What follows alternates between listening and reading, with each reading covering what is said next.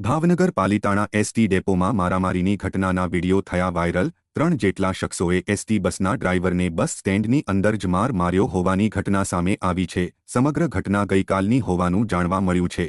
ગારિયાધાર ધાનપુર બસના ડ્રાઈવર પર હુમલાની ઘટના બની હતી। જોકે મળતી જાણકારી મુજબ સાઈડ આપવા જેવી બાબતે ઝઘડો થયો હતો અને ઉશ્કેરાયેલા 3 જેટલા શખ્સોએ બસના ડ્રાઈવરને માર માર્યો હતો।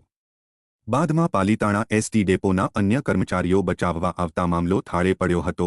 જોકે છેલ્લા ઘણા સમયથી ભાવનગર જિલ્લામાં સામાન્ય બાબતે યુવાનો કાયદો હાથમાં લઈ લે છે અને પોતે ગુંડાગર્દી કરીને જાહેરમાં ભયનું વાતાવરણ ઊભું કરે છે।